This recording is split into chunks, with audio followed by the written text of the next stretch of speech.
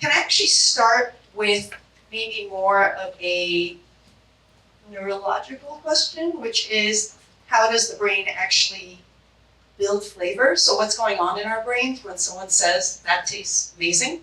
Might be a you question. Yeah. I can take the question. Thank you, Nazli. So basically, when we're thinking about we are tasting something, it's actually a combination of taste, smell, touch, and sight. So all together. And when we're thinking about flavor in general, it's mostly focused on the smell and the taste. So the smell goes actually through our ritual nostril. Basically, when we're chewing something, like a lot of aromatic molecular move up with the air through your nose, and then in the back there's a lot of sensor called olfactory sensor, and then they send the signal into the olfactory cortex. It doesn't end up there yet. So also the taste part is mostly happening on our tongue. If you ever see these kind of 5 regions of the tongue, like salty, sweet, bitter, ditch that. That is not correct. So our tongue actually have millions of receptors. They are all working together, trying to diagnose what is what. And then that actually travels through a slightly different pathway. It's called gasteria pathway, and then goes to gasteria cortex. And like, if you remember the aroma part, they actually both meet up in kind of this region called orbitofrontal. Is actually right above our eye sacs. And there, they kind of integrate every signal together, and then it becomes like, ew, it sucks. Or wow, it's really good. And then sometimes the signal further transfer along to a region that's more like emotion control. Sometimes it gives you more nostalgia feeling, or you like the experience, store the memory there. It's like the movie, I don't know the theme, but basically there are different center processing different information. So that's kind of the overview of how the flavor or the smell process in our brain. Did everyone get a chance to do the jelly bean experiment inside? A little bit of So know that, how do chefs, fermenters, how do you sort of take that understanding of all the different pathways, all the different senses, to deepen the way, sort of trick people into experiencing food better, deepen their experience, make it more interesting for them?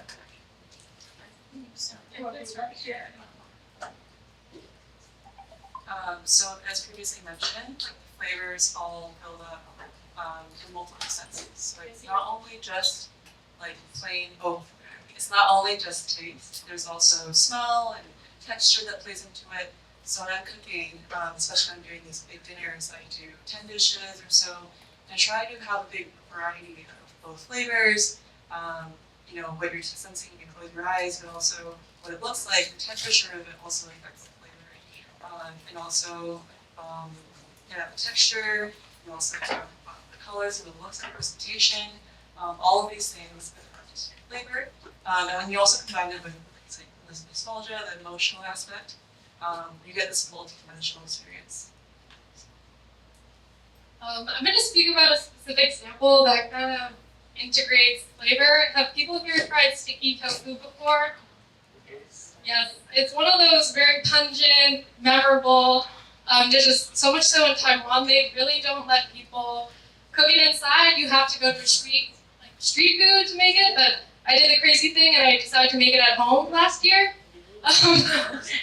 Nothing's illegal in Brooklyn, but yeah. So it's interesting because it has that pungent, memorable smell. But you were saying like smell factors a lot into flavor. Well, they're olfactorily like it influences how you think of the food. But when you put it in your mouth, you're not actually getting that strong of a stench. Similar, if you like spray perfume on food, you're not gonna taste that perfume fully. So that's something interesting I noticed as I was making sticky tofu, which is a ferment, the lacto ferment, that uses amaranth and rice water and salt, is that when you actually fry it and you're eating it, it's not as pungent. So flavor is taste and smell, but it works in, it's not quite straight, it's not so straightforward sometimes. Can you actually talk more about what role fermentation plays in making food so deeply savory or tangy? Yeah. I can also just speak to this example because it's Yeah. a very pungent example. But if you've ever had amaranth before, it's like one of those vegetables you find in the Chinese market. It's not pungent at all, even if you eat it. It's not really a bitter green. And the combination over time with the water and salt, you add salt, very necessary for fermentation, breaks down the sugars and in the leaf. There's also some bacteria on the leaf itself. This is called lactic acid bacteria. It's on our hands, it's on every single fruit, vegetable in the store. And over time, that converts to another lactic acid, which gives it its sourness. And so it can happen in a matter of 3 to 4 days, but really time is the necessary ingredient factor that allows it to break down even more and produce more of this lactic acid, which is that sourness you taste in any fermented food.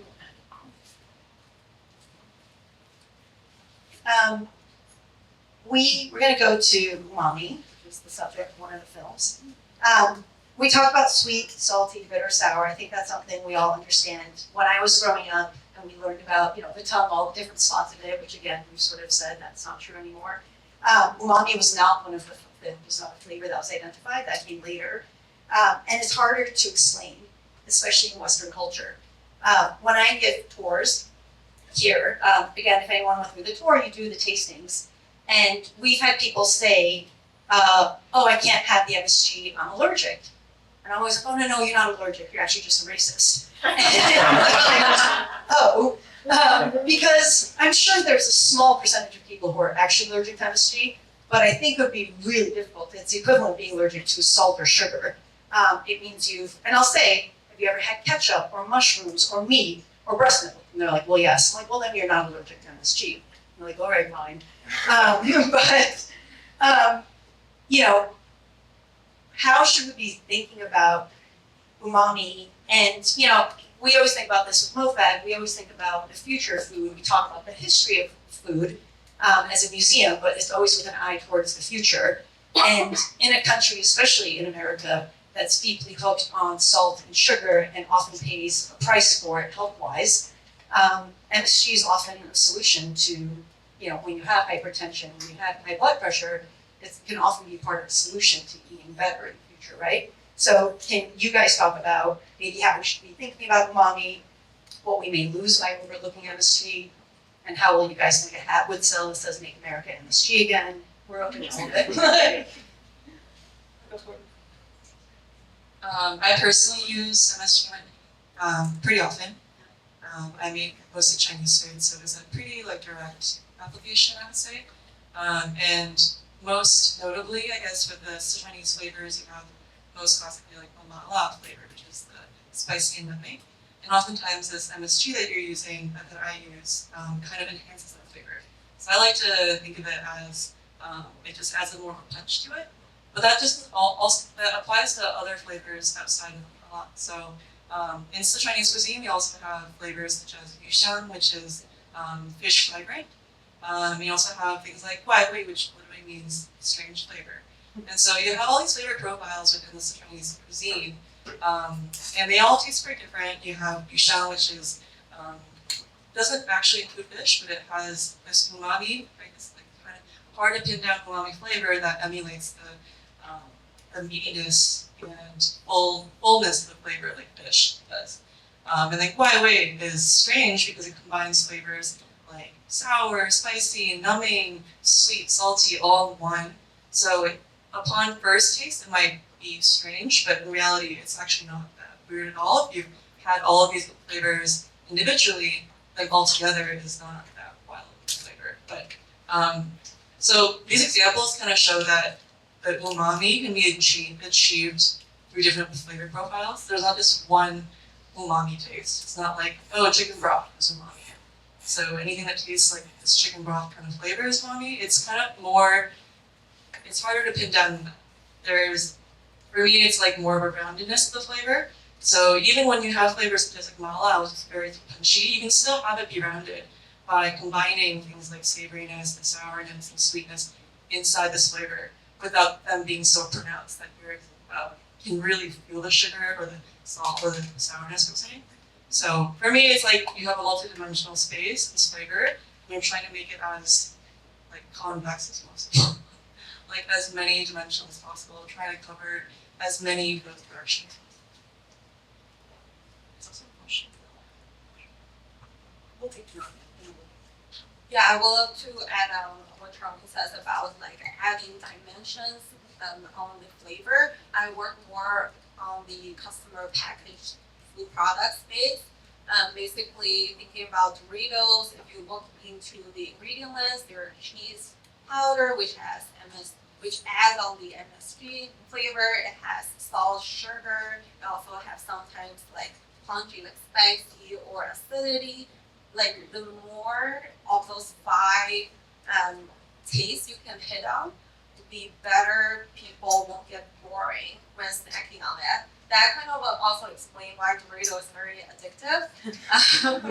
Yeah, and another thing I want to mention about MSG is actually I did a kind of a study around it for a broth company a while back. Their goal at a point is trying to reduce the sodium. And MSG, although it's called monosodium glutamate, the sodium content is much less than our normal table salt, actually. So we trained kind of a panel trying to see if we replace a certain amount of salt with the MSG, does the broth taste the same, better, worse? One immediate finding is that we can reduce up to 30% of sodium from the broth. It's actually very significant, just thinking about how significant the hypertension and other heart disease we are facing in this country. And another thing we actually didn't realize at first is that we asked about the sweetness of the broth, and very surprisingly, people rate the ones with MSG added sweeter than the actual broth itself. We were like, we didn't add any sugar, but people do perceive these more grounded flavor, and it actually makes them think the broth is also slightly sweeter. Do they like that? Definitely. Yeah.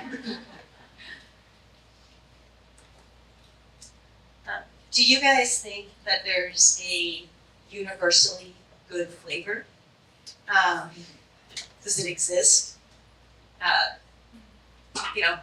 Breast milk is sweet. One could argue that sweetness is something that people are attracted to from the start, but curious what you guys think. Or do you think that taste is entirely personal or cultural? I'm gonna give the scientific answer first, and then I'm gonna answer the personal Absolutely. question.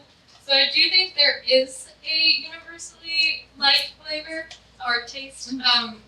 Like our bodies crave sugar in the way that they supply us simple calories. We crave salt because that allows our brains to function, and umami, at least, it's protein, so we kind of crave that as well. So yes, we have these flavor profiles we're naturally drawn to.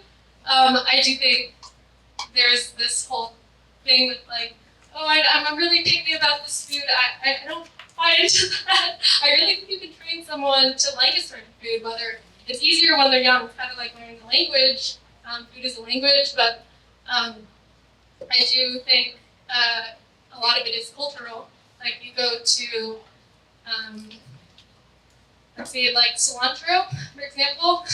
It's that there is a gene that like prevents people from eating, but sometimes it is this certain bias that you have when you're younger that to not try it, or you're not inclined to try it, or you have this aversion to it, and then you kind of can get over it, or someone can introduce it to you in a different way that makes you see it differently. Yep.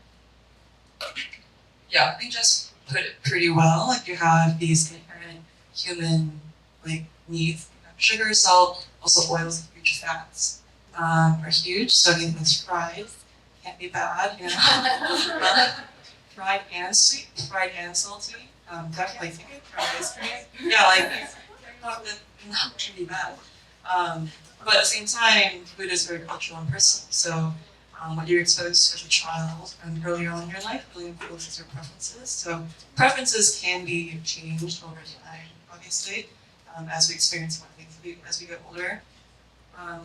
But food-wise, especially like with my experience of cooking and serving to different types of people and with different experiences, some foods, depending on what country you come from, are a little bit harder to, or not as palatable, I guess. So that oftentimes will be paired with the dimension of texture. So especially with Western cultures, a lot of textures are a little unfamiliar, and for me, it's really hard to separate taste and texture. So to me, these things are like conjoined.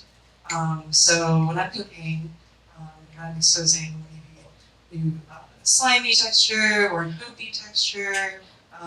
These things are also paired with taste. With bitterness, for example, things like bitter melon, which a lot of Chinese kids or East Asian kids, Southeast Asian kids, maybe were forced to eat as a lot as I can. I was. But these things I grew up to like a lot, same with like goopy things. And some foods, for example, like mochi and sticky rice things, maybe were not as popular 20, 30, 40 years ago, but the recent decades have blown up in the States and are now pretty much in the bigger cities like widely accepted as a texture, as a flavor. So. Yeah, exactly. I don't have much to add, but I really like the opinion about like how to run the flavor and smell with the texture. Very interesting story that I once was assigned to doing a cocktail ice cream, or like sorbet. And then the marketing team passed out an idea of French 75 cocktail, which is like champagne, lemon, but they want to present it in ice cream. I was like, I can add lemon into the ice cream, but then that's just like citrusy ice cream. Like how can people relate it to champagne or like this kind of experience people have with French 75? And then we contacted different like vendors. Finally, you find a solution. Basically, putting talking candy in the ice cream. So when people are eating it, they give them this kind of a bubbling or a talking sensation. It really rounds out the experience from like the lemon flavor and other different aromas. So it helps to put everything together as like a holistic and marketable product. You know, one of the things we talked about, the first part of our show is about how your body experiences flavor, and part of it is the sort of biology. Although I think one of the things you guys all touch about is it's as much your biography as it is the biology of how your body experiences it. The second part is the history of flavor in the flavor industry, which I think a lot of people don't know. We always call it the devil wears Prada moment of like, you think you chose mochi, but it was like chosen for you 10 years ago by like 500 food scientists in Princeton who decided it was going to be like the next big flavor. And, you know, it's based on trends, immigration patterns, what have you. So I'm curious, you know, MSG is certainly making a comeback. Curious in your work, personally and professionally, what you see as sort of trendy. I mean, fermentation is certainly kind of a big deal these days, but yeah, kind of curious what you think is going to be the future of food within your work, or what you sort of work as. Nope. Yeah. I guess when thinking about food as trends, it's a little bit of a interesting subject, especially when it comes to like food that's so embedded in culture. And for me, with Chinese food, I use MSG. People have been using MSG for a very long time, and to have it be seen as potentially a trend, is, I don't know, it's not necessarily like reductive per se, but it's same as like fermentation. Fermentation has been done for thousands of years for across cultures, not just Asia, it's everywhere around the world, as a way to preserve food for as long as you can without refrigeration. So nowadays, it's really great that these techniques are brought more to, I guess, like non-professional cooks. Like receiving the pandemic, people were making sourdough, people were fermenting at home, making pickles, kombucha. That's all great. I think it's part of that, maybe adding more education in the history of it is important in this trend, whatever you want to call it. And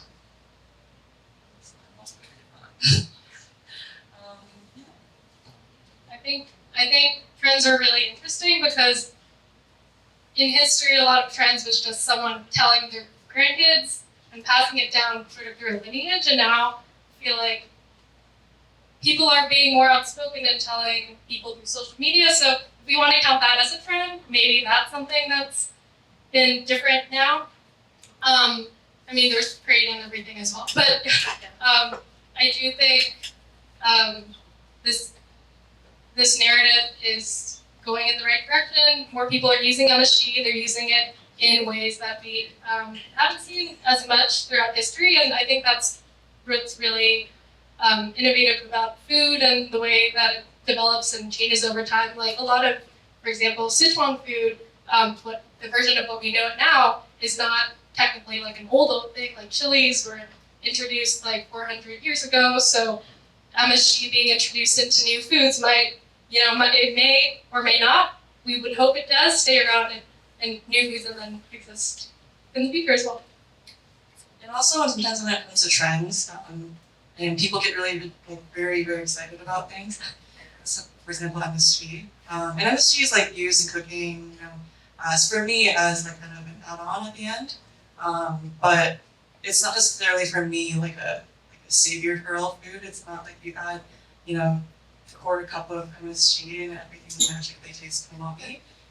It's kind of the same thing with any ingredient, whether it's salt, sugar, or whatever. Like, you kind of need to have like some experience of using these ingredients in order to use them correctly, or not correctly, but use them in a way that's advantageous and is actually going to enhance the umami flavor. These ingredients are not going to magically transform your food into something that's, unrecognizable from what it was before. It's still just another ingredient in your pantry. For me, it's like very commonplace. But sometimes when it is sensationalized and huge trend, sometimes it's used in a way that, I just want to add MSG to this. It's great for creativity, and it adds, like Jess said, it ends up creating a lot of new ingredients, new flavor combinations, but sometimes for me it's seeing it used as like a primary ingredient sometimes might be a slight overuse, but again, experimentation. I would say on the food industry, especially beverage, I'm not sure if you know this, beverages actually always have new flavor. The flavor trends in beverages actually always way ahead than like solid food. For the food industry, we have seen a lot of trends in, I would say, natural embracing. So something like floral notes are coming up a lot in recent years, like elderflower, chamomile, etc. Sometimes even in cocktails. Another thing is embracing ethnical diversity. Like I think Asian flavors like youth flavor or some of the spiciness has been around for I'd say 10, 20 years. We actually see a very nice increase in like Africa and the South American flavor. I recently realized there's a spice called sumac. It's actually very similar. I think it's like a flower, but it has like a nutty, earthy combination. It's something very interesting and not like everyone exposed to that. So I'm very curious to see if there's any chip company or like other solid form of food company can like catch on this trend and kind of promoting these African forward or like ethical exotic blend of flavors. We're gonna open up to Q&A. While people think of some questions, I'm gonna ask you guys to think about a moment or a dish that helped you guys appreciate the complexity of flavor. Using somewhere else. I was just discussing this with my friend May the other day, but really, soy sauce and ice cream is a pretty amazing combination. Vanilla. Vanilla ice cream. I tried it. There's a shop that sells it in Connecticut, but soy sauce also has gluten in it, and MSG sometimes. Certain soy sauces do, but immediately you think of soy sauce as this maybe salty, overpowering condiment. I mean, a lot of condiments are just like liquid and salt, and in some different combinations, and some acid as well. But this soy sauce blended with vanilla ice cream and kind of had this balsamic-y caramel taste. And it was because it was like a locally made soy sauce too. So they were like fermenting it there. Ice cream was made on site, and it just kind of blew my mind. So it's like, I need to try this at home. I don't know if I'm going to use the right soy sauce, but we'll see. I was just in Sichuan a couple months ago, and I went to the countryside, and I very fortunately chanced upon this, what's called a kabayan, which is a village feast. One of the babies in the village just turned 100 days old, and so the family hosted a gigantic feast for everyone. And my family, like we were just like kind of visitors, but we were invited to this big feast. Kind of setting the scene, we were all of them sitting in the town square. And being served maybe like 2 dishes, all with these uncles and aunties in the village. And one of these dishes was kind of a new take on a very, very old dish called bai. And bai is a dish that you actually don't see very often in the city anymore, in Chengdu or really especially elsewhere. This dish is traditionally made with pork bellies, slabs of pork belly, laid in the bottom. So you make is that you have pork belly slabs in the bottom of a bowl. You put red bean paste, different sweet things, for example, walnuts, sesame, and some sticky rice too. And then you steam it, and then you flip it over. So at the end you have pork belly at the top, and then you have all these sweet company. So this dish is very rich tradition. You have, the fatty pork belly. You have lots of sweet things underneath. So it's, extremely fatty with pork and lard. The rice is also marinated in lard, so it's just a lot going on. But this version that I had was actually made with cured pork belly. So made with very traditional Sichuanese la rou. So la rou is pork belly that you cure for 2-3 weeks depending on the weather. But their cured pork belly they also use soy sauce, a very savory ingredient. And over the course of these 2-3 weeks, this pork belly is turned very savory. They also smoke it, so you also have another smoky flavor added to it. And then underneath, they still use the traditional red bean paste, flax, sesame, walnuts in this paste, as well as sticky rice. So instead of just salt, just sweet, this dish was turned into salty, smoky, sweet, and fatty, all in one. So normally this dish is not very popular anymore because it is so rich, and nowadays because originally it was so popular because it was a celebratory banquet dish to use all the richest ingredients during the holidays. Now it's not really seen as practical or as health balanced anymore. But this version was amazing because it had this extra dimension of saltiness as well. That makes me sputtery. It took me a while to think about what dish I appreciate the flavor and simplicity and essentially Caesar salad. And I was trying to actually explore into MSG to one of my Western friends. And she was like, there's so many dishes contains or taste like umami. I'm like, oh, well, Caesar salad. There is like the entropy or sometimes the aroma from the Parmesan cheese with it. And actually the dish, it checks off all of the 5 different tastes. Like the sweetness actually from either tomato or the romulanus itself. Salt is easy. And then the bitterness, I'm not sure if anyone noticed, the protons are actually like a little bit burnt. So it actually brings some very nice toasted bitterness towards it. And also the acidity is from lemon. It tastes very different with or without lemon if you were like making it yourself at home. So I would say with these rather like really great Caesar salad is what I'm craving for right now. 100% with you.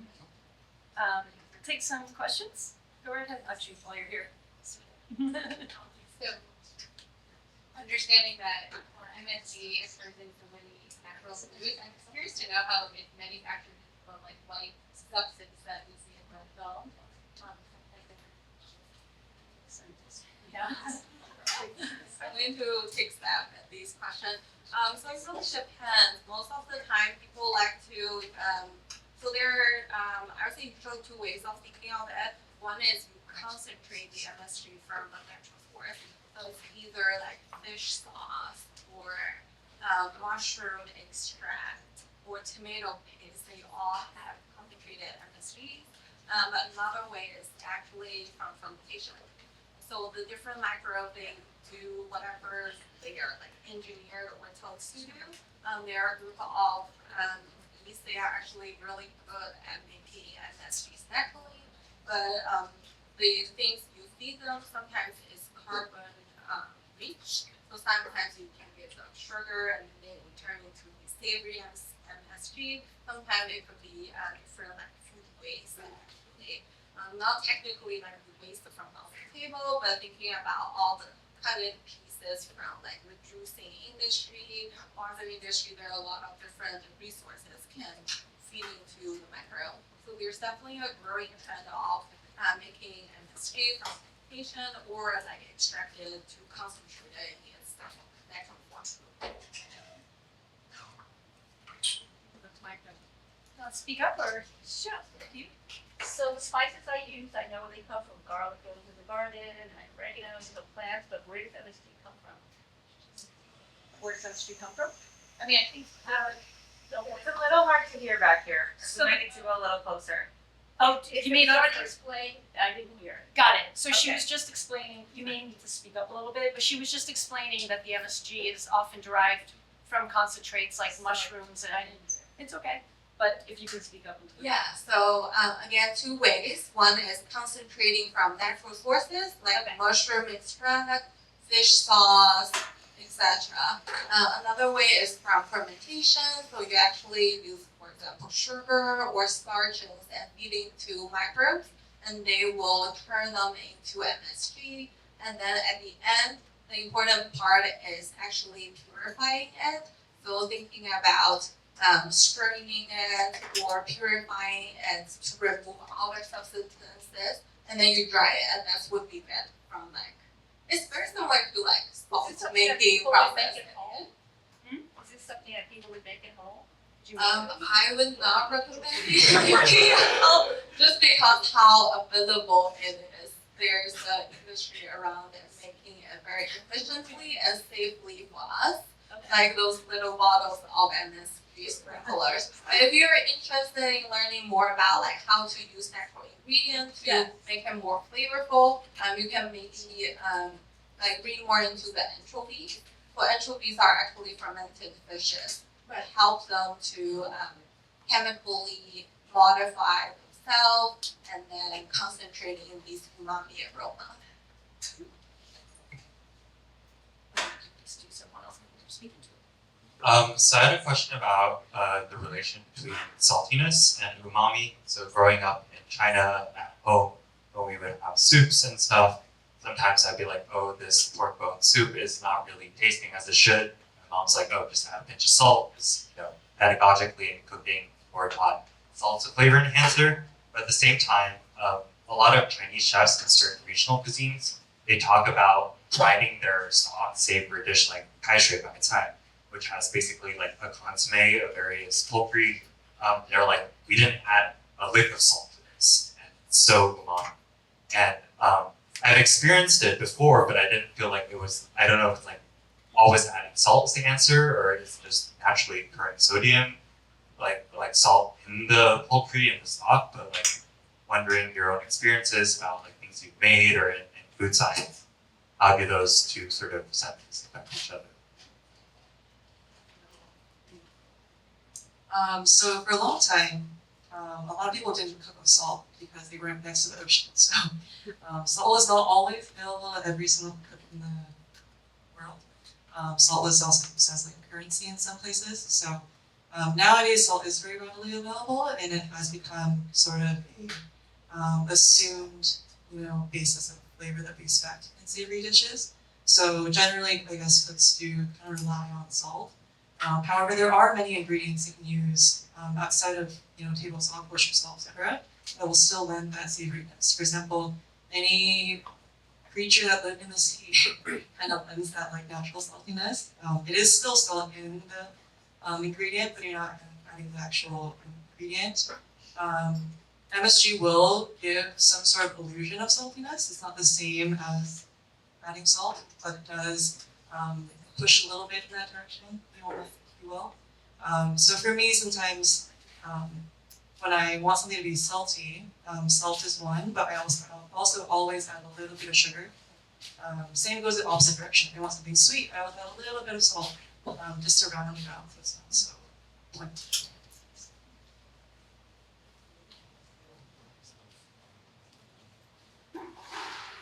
Just a little fact, the Chinese scholar Lin Yutang, his wife was one who wrote the most famous Chinese cookbooks. He has a quote that I've used many times. He said, "What is patriotism but a sense of loyalty to the good things we ate in childhood?" What is patriotism but a sense of loyalty to the good things we ate in childhood? If you didn't eat good things in childhood, can you become a patriot? Interesting.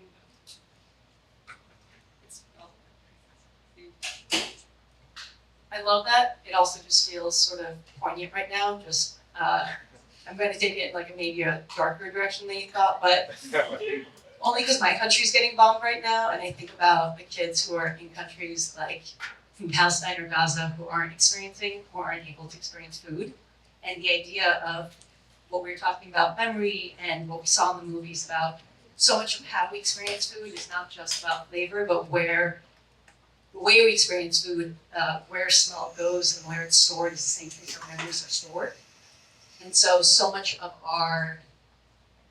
how we think about food is linked into how we create our memories. And to your point, or what we were just saying, what's trendy, what's good, what's disgusting, what's not, the way people are experiencing hate, what is trendy for some people is part of what's been part of our cultures for thousands of years. And one day it's trendy, one day it's not, one day it's unhealthy, one day it's not. And it's so interesting because, to your point, so much of my pride of who I am is based on, I come from a, frankly, really superior food culture. Like, I'll fight anyone on like devour Iranian food, and trends come and go. But my mom, she's right. There's nothing that's changed in how we've eaten, and everything about it has been proven right over the years, right? Like, a little bit of meat, lots of beans, lots of greens, it all works. And it's interesting that this idea of pride of what we eat, and the pride that we take in our culture is so dependent, I think, for a lot of us on sort of it defines who we are. And what happens when especially for immigrants and immigrant cultures, when we end up somewhere that we don't, the one thing that we bring with us is our food culture. We leave everything else behind, right? And what happens when you don't even have that anymore? Or what happens when you're in the place that is your home and all of a sudden your food's taken away from you? And yeah, it's a really interesting thought, and it's a lovely thought. What an interesting time to say that out loud, right? We're in such a weird place in the world. And I think so many of us hold on to our food culture. And we're so fighting over whose food is it? And it's not like I think that the fight for hummus is actually what the fight is about these days, or any of it. But I think for a lot of us, it just feels like it's the things these are the things that we hold on to, or it's the way that we have to share who we are, because everything else about who we are is so misaligned. So I appreciate you saying it. It's a little bit even deeper than just that. Sorry to go there, but we go back.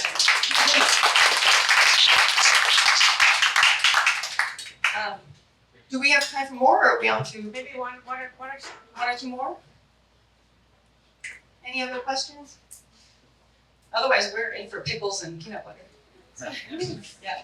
Well, I want to once again thank Mayan and Ceres Film Festival. We're so thrilled to be doing this. We hope back together in some form or another in October. For all of you, I hope you get to enjoy Flavor. If not now, come back. We'll run this show through August, and then our next exhibition, running to a little bit of what we're all talking about, will actually be on the history of street carts and street vending in New York City. Very timely topic. And yeah, I think with film, with food, with all of it, again, apropos the moment that we're in, these are ways, I think the only way that we can sort of all share who we are is through storytelling. And I think film and food, there's no beautiful and better ways of sitting in community with each other. So I hope through MOFAD, through Ceres, that we can all sort of enjoy this time together. If you've liked what you've seen, please let us know. I can't believe I'm saying this, but it makes such a difference to go on Google and send us a review. I know Peter's like laughing at me, but it really does make a difference. Leave a review, we'll send a survey, all the things. But please come back. We'll have programs throughout the summer, and we hope to see you again. Thank you all. Thank you guys so much.